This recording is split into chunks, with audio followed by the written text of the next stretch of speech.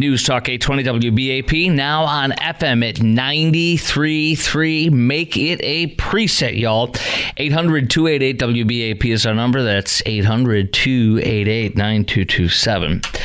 I wanted to finish off a little piece that I didn't get out from Israel's strategy with Hezbollah to the north in Lebanon, which could seriously get them into a full-scale war to the north, with their operations still continuing in Gaza to the west, if you will. By the way, Harris and Biden, Harris particularly announced supporting a two-state solution. She has been for a while. That is literally giving the terrorist a state. That would reward the terrorist Hamas, which were voted in by the people of Gaza. 72% of all Gazans after October 7th said they still supported Hamas. They supported Hamas in what they did to slaughter, rape, torture, and kidnap those Jews. That's who the people of Gaza are, 72% of them. And that is why not one of them should ever become U.S. citizens. And if you want to have a look at what an average person coming from Gaza would look like, you have to look no further than Congressman Rashida Tlaib from Michigan, who is definitely a Jew hater and a terrorist supporter. But just to finish off on Israel and its war with Hezbollah, or at least its attack on Hezbollah, continued attacks, very successful. They killed Ibrahim Akil in the pager attacks, and with some of their other, they actually blew up where he was at, and he was with actually several high-value Hezbollah fighters or operatives. We had, to the very day he died, this guy that was the head of Hezbollah, one of the top ones, Ibrahim Akil. He was the guy who blew up the truck bombings, the two truck bombings that killed more than 300 people at the U.S. Embassy and Marines barracks in Beirut. We talked about that last week a little bit in 1983. So he killed, 230, 240 Marines and an additional 50 to 60 people. To the very day he died, we had a $7 bounty on his head. All this time, since he killed all of our troops in 1983, and finally he's dead, because that's what Israel did. Israel took him out. For years, the Wall Street Journal says, he had commanded Hezbollah's operation in Syria, helping dictator Bashar al-Assad massacre his own people and build a close relationship with Russian forces. These are the kind of people, they say, Israel is fighting. Now, a full-scale war could destroy Lebanon and carry risk for it, the Journal says. It could also hurt Vice President Kamala Harris politically and help the Trump campaign. Mr. Nasrallah, the head of Hezbollah, Hassan Nasrallah, he could end up facing Donald Trump and Benjamin Netanyahu for several more years, and that's the prospect neither he nor his Iranian bosses want. That's exactly right. They do not want Trump, which is why Iran hacked Trump's campaign, stole documents, and gave it to Biden. And by the way, you never have heard a follow-up on Biden. Did you tell the Justice Department? The Justice Department said no, that they did not get any information from him. Did you use it? No comment. Oh, no, they said we never opened the emails. Yeah. Right.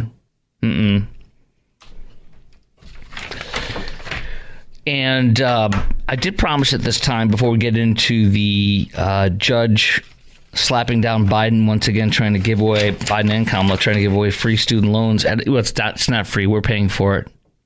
I want to get to that in just a sec. But I did promise to talk about the rooftop solar panels blowing up in Beirut. I mentioned it a little earlier. But this is part of the attack. The same time walkie-talkies blew up, the day after the pagers blew up, they also blew up the rooftop solar panels. Now, does this make you want to have solar panels?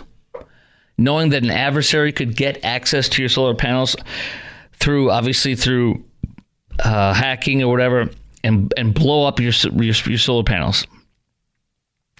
Do you ever want to have something that can be blown up by some adversary if they don't like you or don't like us? Would you ever give somebody the power to blow up something on your roof? Would you ever pay for something that can be blown up by an adversary? And by the way, vehicles and electric vehicles and EVs also can be hacked and hijacked. I just saw that our government is now taking overt efforts to pass a law, or maybe they passed a regulation or something, but that actually says that you cannot have the Chinese cannot create any software for our cars. Software in U.S. cars cannot have Chinese-made software, because that would be, they could literally shut down every electric vehicle in this country. And I wouldn't be surprised if there's many of them right now that are not electric combustible engines, but that have an interface with it that you could shut down the car remotely already, right? Probably, right? I mean, do you really think that's not the case? And I bring up the case of a guy who had a Tesla, and when he found out his battery was dead, he'd been going every year or whatever it was to get the regular service for the Tesla. And one time he goes in there, his battery was dead or whatever, and they said, "Sorry, dude, you got to buy a new battery." He's like, "Well, how much?" And they said it was like $25,000. He's like, "What?"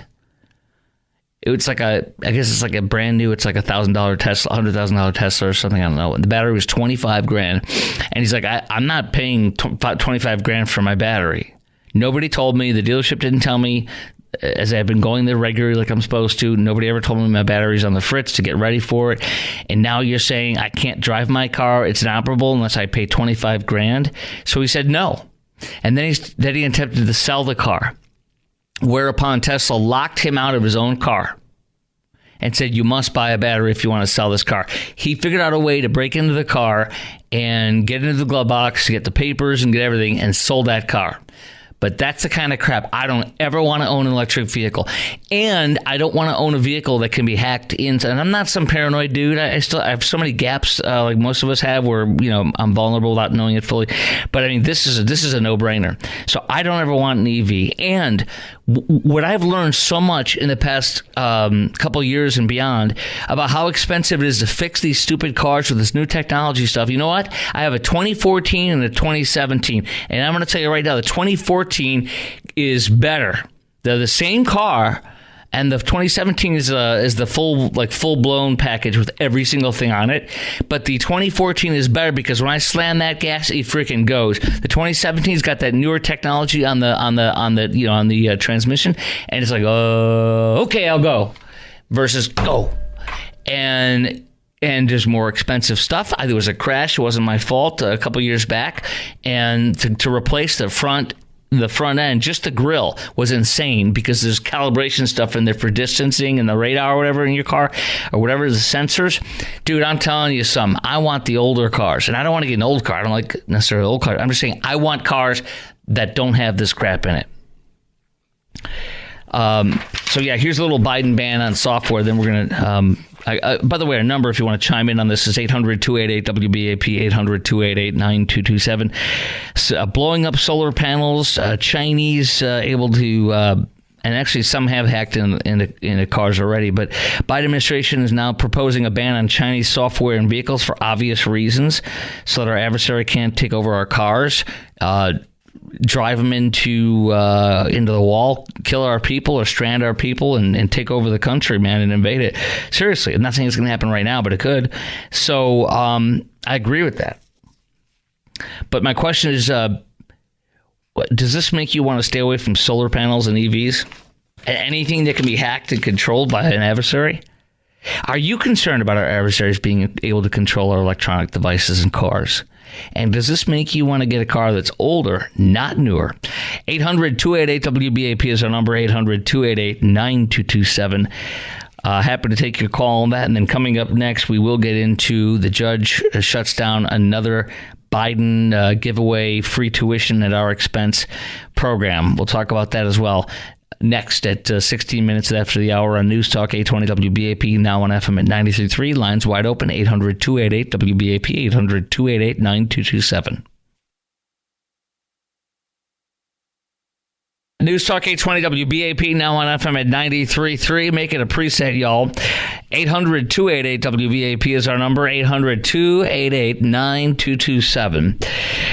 We're going to get into the Biden student loan giveaway at our expense being swapped back again in a moment. But I want to hit with Mike and Fairview's called in, plus your call at 800-288-WBAP, 800-288-9227 on I don't want all the latest technology in my car if it means the Chinese government or our government can shut you down. One of my colleagues just said, for example, he's so against EVs for the main reason. What do you think is going to happen in the next pandemic? Your car won't be going anywhere if you can be controlled by our government, and they will control it. You know it. They will. And when the power outages are hitting because of the grid being unable to keep pace with the electricity demands, they will not let you drive your electric vehicle. California already says no, you can't drive your electric vehicles on the days when they're having brownouts and blackouts. Sorry, dude, can't drive. If you don't have a combustible engine, you can't go. Gotta stay home. I'm not a super freak paranoid dude, but I don't want to have a car that can be hacked, messed with, or whatever. I'm telling you.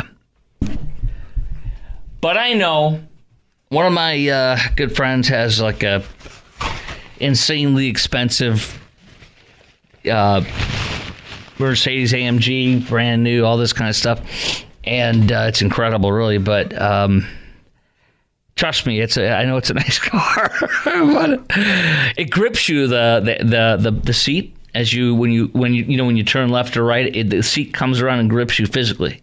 It senses, and I'm not kidding you, it's unbelievable. And the first time I rode in the car, I kept forgetting about that, and I kept thinking, how sometimes your wife will be in the back seat and right behind you, and or they'll grab the seat a little bit to lean up while they're talking to you or something. I kept feeling like that was my wife. Like that's a seat. It's incredible, actually. Anyway, Mike in Fairview, I'm asking the question, of course, about this with the technology and stuff. Does this make you want to stay away from solar panels, knowing they can be blown up from afar?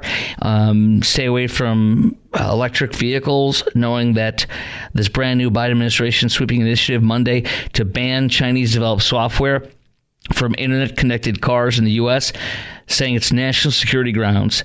It's intended to prevent Chinese intelligence agencies, the New York Times reported, from monitoring the movements of Americans or using vehicles' electronics as a pathway into the U.S. electrical grid or other critical infrastructure. Same logic resulted in the ban on Huawei telecommunications equipment and the investigations into Chinese-made cranes operating in American ports. They're spying on and seeing where our military is sending stuff to and what it's sending to where. It's incredible what they've done and what we're letting them do to us. So that's the question. Does this make you want to stay away from solar panels and EVs? Because Israel blew up a lot of solar panels on the roofs of terrorists and their facilities, and it makes me want to stay away from this kind of technological stuff and electric vehicles. Mike in Fairview, you've called in at WBAP. What's up? You're a great American. Yeah, as far as the electric vehicles go, the problem that I have is what protections do those vehicles have against an electromagnetic pulse, an EMP? Yeah. Because my understanding is electric vehicle is always on. So the only thing that would be effective combustion-wise are the vehicles on the road at the time. But would it not fry every electric vehicle out there? I don't know. That's way above what I know, but I would suspect so. Yeah. And I wonder here's another question. Would an EMP also fry my 2014, which obviously has, a touch screen on it with stuff, it's got the newer stuff on there. There's no knobs, other than for the heat and cooling. But wouldn't it fry that stuff too, possibly? I don't even know. I think if the vehicle's on at the time, yeah. But if the vehicle is turned off, I don't think it's going to affect a vehicle that's not operating when that happens. Oh, but you know what, though? They're talking with the Chinese software. They're talking about being able to use the car to hurt the grid or to monitor the grid or steal from it or something, and actually to be able to disable the car, I'm sure, as well. Does that make sense? Yeah, it makes sense. And I'm like you as far as I have an older vehicle, so I've got a 2014 also that I have to replace because when I was on vacation, I hit a deer up in Michigan. And I'm just not going to put the money into it, which is a shame because it has 420,000 miles on it. Oh, my gosh. And other than hitting the deer, there's nothing wrong with it because it's a Honda. What kind of a Honda is it? CRV, all-wheel drive, 2014 LX. Nice. So is it up in Michigan then, or did you bring it down here? What happened? Where is it? I had to replace the radiator, and they couldn't replace any of the body panels because they don't have any. They were taking reservations for cars to come in to get fixed in November. All the body shops are packed up there, and the body shop that I went to, they said 90% of their business is from people hitting deer. Oh my gosh. So it's a bad problem up there. So yeah, I had the radiator replaced. The AC condenser needs to be replaced. I wasn't going to spend the money. I didn't have any of the bodywork replaced, but they were able to use zip ties and drill holes and kind of hold the bodywork together so that I could drive it back here. Yes. Okay. So you came home. Okay, that's good with it. Yeah. So I came home. So it's sitting in the garage. All right. But I'm going to end up replacing it with an older vehicle as well. We got like 15 seconds left. What is the secret to your vehicle having 436,000 miles on it? Do the maintenance that's required. That's right. That really is it. Well said, my friend. Appreciate you. All right. Bye. Take care. Beautiful Fairview. I have a friend that lives there. Okay, coming up next, the Biden administration is slapped down once again on trying to give away student loans, pay off student loans with your money and my money. I cannot wait to get into that with you next. Talking about that on at 33 after the hour on News Talk 820 WBAP, and now on FM at 93.3. 800-288 WBAP is our number. 800-288-9227. News Talk 820 WBAP, now on FM at 93.3. Make it a preset, y'all. 800-288 WBAP is our number. 800-288-9227. Well, the attempts to take money from you and me and give it to people who make really good money for their doctoral degrees, their grad degrees, the overwhelming research, the overwhelming amount of people that get their student loans bailed out by this pathetic and wrong giveaway of taxpayer dollars to pay off people's student loans are the upper middle class, really. I've looked at the numbers several different times, and they primarily go to upper middle class, higher educated people, paid for by people like the Teamsters who don't have a college education. And another judge, this judge just struck down, he didn't strike it down permanently, but he said the order for blocking Joe Biden's student loan forgiveness program, which it's not forgiving anything, has been put on hold further. So this was literally planned to hit just before the election, a student loan giveaway, weeks ahead of the November 5th presidential elections. But now this judge, reported by President George W. Bush, said he will maintain the order blocking Biden's administration, CNBC reports, from forgiving student debt for an additional 14 days. So the CNBC reporting it's the latest setback for Biden's efforts to cancel people's federal student loans. And it's all part of a vote buyback giveaway program, whatever you call it, bribing people to vote for you. So the states, Alabama, Arkansas, Florida, Georgia, Missouri, North Dakota, and Ohio are all filing this attempt to stop it, saying it's illegal. And I agree it is. Here's the biggest thing. I go back to when, remember we had that horrible storm and a lot of us lost power for like a week. I was out of my house for like a week and a half. I can't remember anymore now.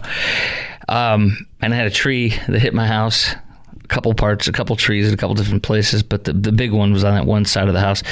Anyway, my lawn is still recovering because the tree sat there for like a month and a half, almost 2 months, because I had to wait for insurance and all this other stuff. Make sure what was covered and when and all that before I removed it. But looking back at that point, right around then, I was at a hotel in downtown Dallas that I stayed at for a week and a half, and I had a really nice a conversation with a lady who is a server at the breakfast and lunch place at this nice hotel. And we talked about different things, and we talked a little politics. And I told her about the student. I told her why, I thought Trump was a much better case, a much better candidate and stuff. Anyway, she said, the one thing I do like is student loans. I got a lot of student loan debt, and I really like them saying that they can, forgive my debt or whatever. And I said, well, actually, you see that guy over there? And that guy that I was pointing to is one of her coworkers, and he was disassembling the breakfast buffet. And I said, you see that guy? I said, yeah. I said, are you okay with him paying your student loan? Paying off your student loan? And she kind of thought about it. And then I said, and then you could hear the dishes cleaning loudly in the back with the dishwasher folks. I said, the dishwasher folks back there, are you okay if they pay for your student loan? If they go, and she's like, I said, well, that's what this is. It's taking money from those guys and using it to pay off your loan. And I really can't hit it hard enough on that than anything else. Think of all the different people we know. I mean, my electrician, an HVAC guy, I don't think he has a college education at all based on my, relationship with him. He's a great, amazing guy. But why should he have to pay for somebody's student loan for their graduate's degree or doctoral degree? A lot of these people are making a lot more money than the average people are. A lot more money than the average people. 100,000, 150,000, 200,000 combined, or the limits are pretty high. And when you don't qualify for the program, so I do not want to pay for anybody's tuition, and there's no such thing as it being free. If you do this, the price of tuition will continue to go up, because the more and more they're allowed to borrow, students are allowed to borrow, the more and more the campuses increase their fees, their prices, the colleges do. And so if you pay those off, it's incentivization to continue to just raise the tuition, raise the fees, and that's what will happen. And it's just it's a horrible cycle. So I am rabidly against this. And my question for you, are you okay with paying off somebody else's student loan? And what would you like to see taxpayers pay off for you? 800-288-WBAP is our number. That's 800-288-9227. If you don't have a college loan that you still owe to be paid off by me and everybody else listening, whether they be the guy that lays your asphalt, the guy that does your lawn, the plumber that comes over and does plumbing in your house, what have you, what would you like to get paid off for you if the same thing could apply to you? What would you like to have taken care of? I guess for me it'd be my mortgage. It's, by God's grace, the only debt I have right now, and that would be nice to get some free help with my mortgage. But the problem is it's not free, because it comes from us, which means it affects the economy, and it's not for the better, it's for the worse. It is unbelievable how this administration continues to just give away so much and spend more and more and more money. And if you look what Kamala has proposed, it's more giveaways, spending more money. And where does it all end? Where does it all end? What does it lead to? Yeah, I mean, I would assume if you're a plumber, you'd want somebody to pay for your tools. I'd assume if you have a truck, and you have a loan for the truck for your business, I'm sure you'd like to get somebody to pay for your truck. Why should it be okay for us to be forced to pay for a student loan and not a mortgage, or not a car or tools if you are a mechanic? 800-288-WBAP is our number, 800-288-9227. Yeah, I think that was the best thing to do to show her, here you are as a server at this hotel, And I'm going to guess the guys that I pointed to make a lot less than she does. You know, the guy taking down the banquet and setting it up physically, he's not serving customers, not getting tips. And then the guy in the back doing the dishes, they probably make less than she does. And they're going to be paying for her school. No. And whose fault is that you got yourself into the student loan? Whose fault is that you took out such high student loan? I mean, were you under duress? Did somebody trick you into doing it? Did somebody fool you? No. So I have sympathy, but I'm not paying for your loan. No. I have never gotten anything for any debt forgiven, paid for by somebody else.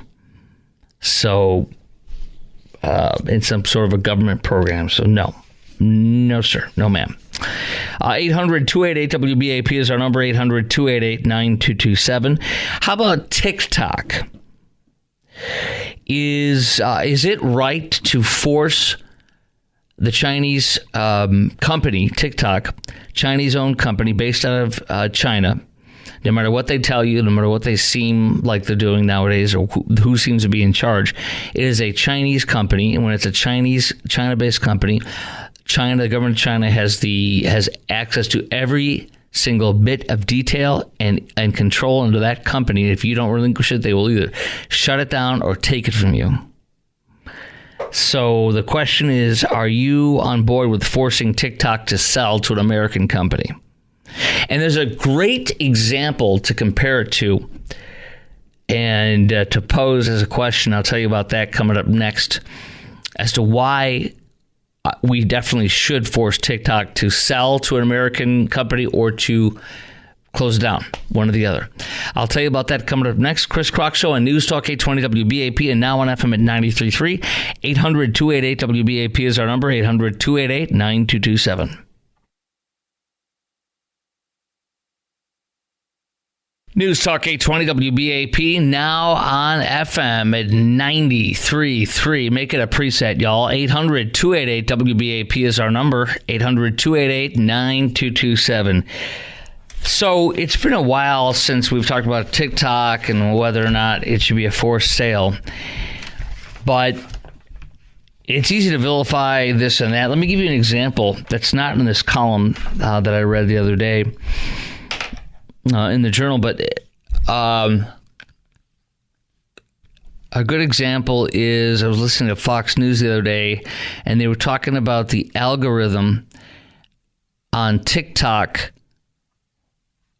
versus on I think Twitter or all the mainstream ones here, the American ones, and the coverage of. Because they did a study, and the amount of negative stories about Uyghurs or negative and critical stories about China that were in the news were so throttled down compared to other platforms. It was a profound difference. And the reason why you will not see stuff about the Uyghurs, the Chinese Muslim population that China is literally committing genocide on, not the Palestinian people in Gaza. No. But they are committing a genocide against Muslim Chinese people, Uyghurs they're called, and they are systematically jailing them, housing them, not jailing them, they're throwing them into concentration camps, prison camps, and they are settling their wives down with new people that are government men that worship the government. They don't, that are not independent thinkers. They worship the state, the Chinese Communist Party, and they are brainwashing their wives. They bed down with their wives. They remarry them, and they reprogram the children. That is what they're doing there. So if you see any stories about Uyghurs, you're not going to see much at all. It's totally throttled back on TikTok. If there's any stories about China that are critical, you either won't see them on Twitter or, on TikTok, or it'll be way throttled back. The Chinese Communist government is controlling that app, and it whatever it doesn't want you to know about, you will not know about. So the journal writing about this. The fate is now before three judges in the D.C. Circuit Court of Appeals. who also are saying no, thank you right now, it appears to the Journal, for their First Amendment pleas. And here were some of the questions from one of the judges, one of the 3 judge panels of the appellate court there in D.C. Wanted to know why this is any different from a constitutional point of view than the statute precluding foreign ownership of a broadcasting license. For example, can you imagine at the height of the Cold War, a Russian company wanting to purchase a radio station? At the height of the Cold War, should our government have allowed Russia, a Russian media entity, to purchase? No. Should Russia or China or Iran be allowed to purchase our newspapers? No. Then why would the Chinese Communist Party be able to operate one of the most used social media apps in the world? Why would we want to let the Chinese communists own and control one of the largest, if not the largest, most prolific social media application or app that there is? No way, right? Same thing. So that was it. Here's what the one judge wanted to know why this is any different from a constitutional point of view of the statute precluding foreign ownership of a broadcast license. Another one said, how about this? The Palestinian Information Office, which was an entity in the United States, could be shut down by the State Department in part because of its affiliation as a foreign mission, the PLO, which is a designated terrorist organization. So yeah, because they're talking about free speech. No.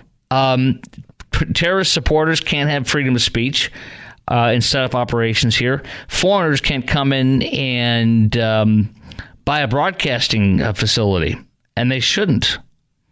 Why? Because they would brainwash us. Same thing's happening with this app. So I believe TikTok's going to lose, and they're going to be forced to sell it or close it down. So there we go. Brilliant, huh? Simple, actually. Simple. Here's my question for you. On this, should we try to force TikTok to sell it or close it down? Or should we just leave it alone? And would this take away people's freedom of speech? That's one of TikTok's biggest arguments. It'll take away people's freedom of speech. It doesn't take away anybody's freedom of speech. It takes away the ability for the Chinese to control us and control our thoughts and shape our thoughts. Zoe in Dallas, WBAP, hello. Hi. Hi. This is a point of contention with me. I don't understand why we continue to use the word Chinese. They are the Red Chinese. They've always been a communist country. Yes. They're the most appalling country. They lack humanitarianism to any group of people. Mm-hmm. Why in the world are we in bed with them? Why do we need the Red Chinese? Why do we even have them have contracts with them? Why do we do that? I agree. And I think you're right. They're the enemy. We are funding They are the enemy. We are funding our demise. That is exactly correct. You are absolutely correct. Yes. That's my problem. And TikTok is a joke. It shows the most debased and depraved people we have. Well, that's the freedom of speech part of it, but China owning it and is not free speech, freedom of speech. It's our adversary running one of the biggest social media apps in the world, in our country. There's nothing honorable about it, and we don't need to make them wealthier than they are. We need to pull the plug on the Red Chinese. We are funding their ability to dominate us, own us, and eventually to our demise. We're funding our own demise, as you said brilliantly, Zoe. Perfectly. Yes. I appreciate your great call tonight. Thank you very much. Thank you.